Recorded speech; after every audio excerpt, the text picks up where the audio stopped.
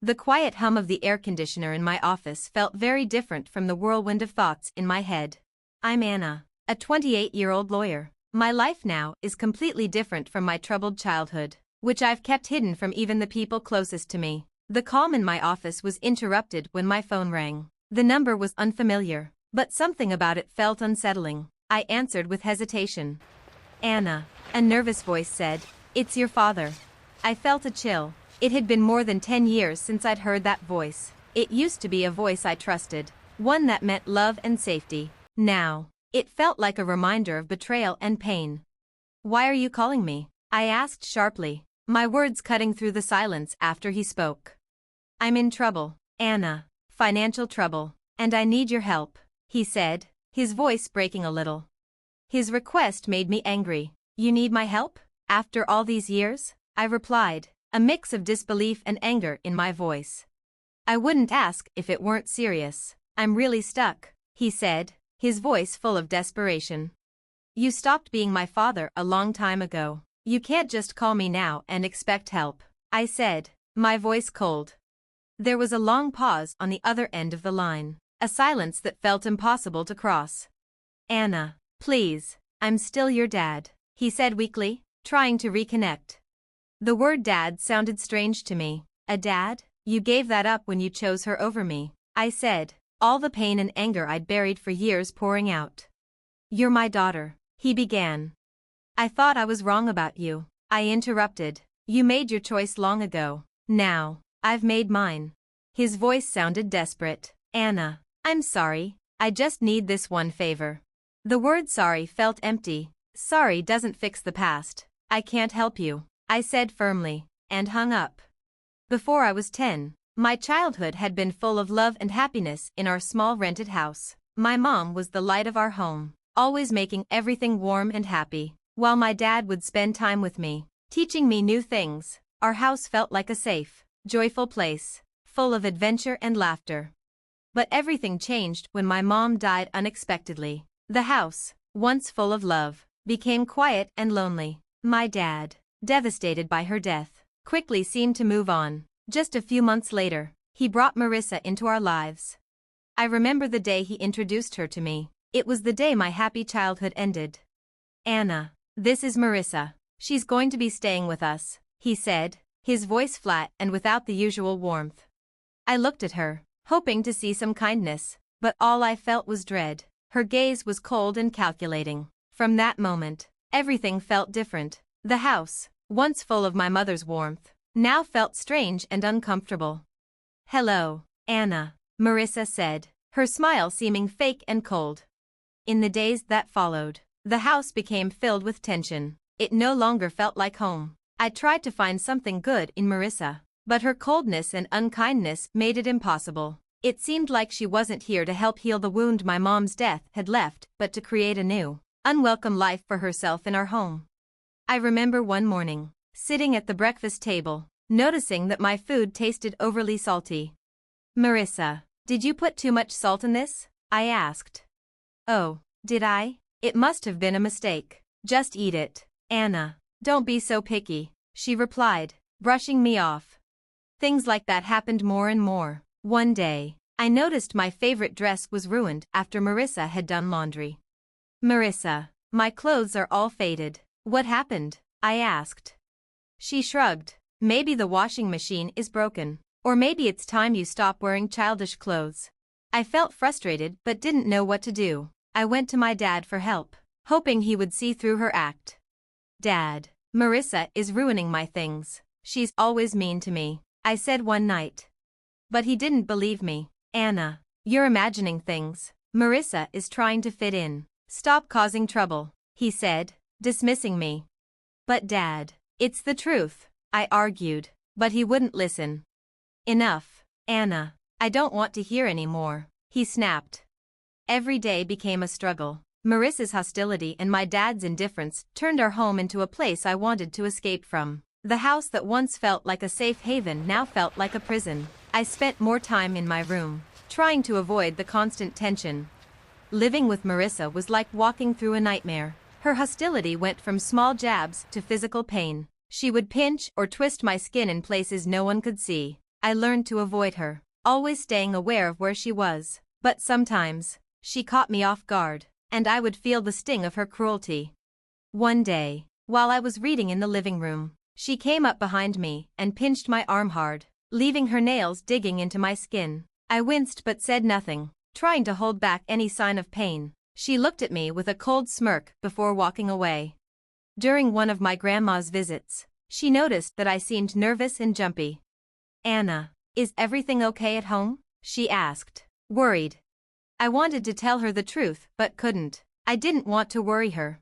"Yes, Grandma, everything's fine, just a lot of schoolwork," I lied, forcing a smile.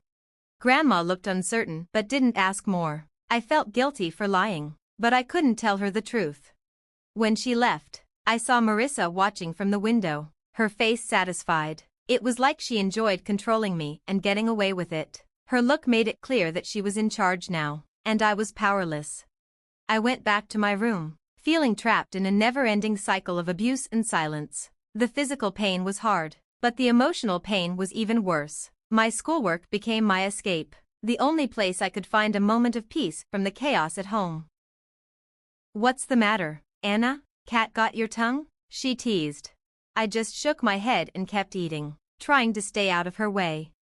Later, when I was lying in bed, I felt overwhelmed by everything. Mrs. Thompson's kindness made me realize that some people cared about me, but I was still afraid to tell the truth. I wanted to speak up, but I was scared of how Marissa would react. It was a constant struggle between wanting help and being afraid of the consequences.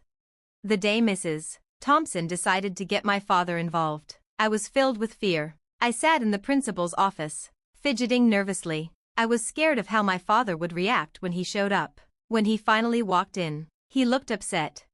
"What's going on, Anna? Why am I here?" he asked, sounding angry. I looked at Mrs. Thompson, hoping she could help me. I took a deep breath and spoke up, but my voice was shaky. "Dad, Mrs. Thompson." She saw the bruises, I said, feeling his gaze on me. Before I could explain more, he cut me off. "Bruises? Are you making things up again?" he snapped. Mrs. Thompson stepped in, her voice calm but firm. "Mr. Smith, I'm concerned about Anna. The bruises on her arm don't look like accidents. We need to talk about this." My father got even angrier. "She's perfectly fine at home, Anna. Stop making up stories about our family," he said, his disappointment clear. Tears filled my eyes as I finally spoke the truth. "It's not lies, Dad. Marissa, she's been hurting me," I said, my voice trembling. He couldn't believe it. "Marissa? That's crazy. She's been nothing but kind to you. I won't have you saying bad things about her," he shouted.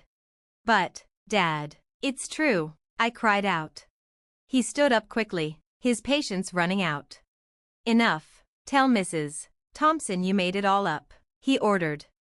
I had no choice but to repeat what he said. Mrs. Thompson didn't say anything, just nodded. When we got home, he locked me in my room. Through the door, I could hear Marissa's voice, pretending to care. "I told you, she's just trying to get attention," Marissa said.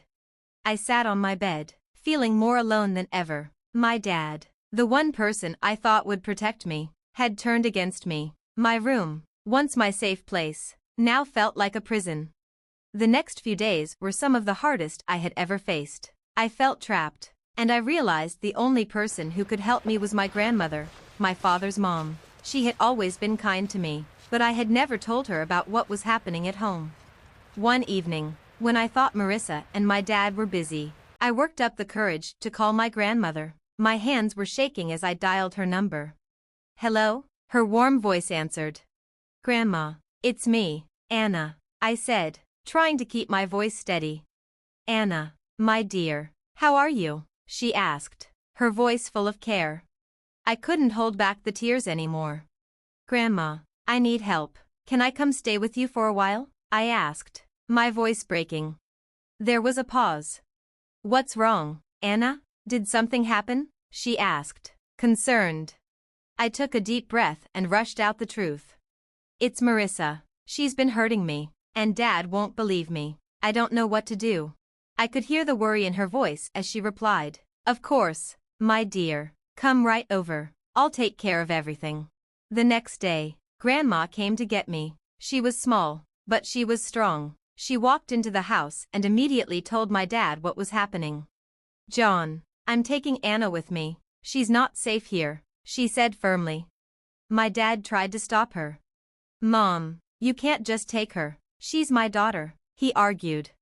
"Your daughter, whom you failed to protect," Grandma shot back. "I won't let you keep her here." Marissa tried to say something.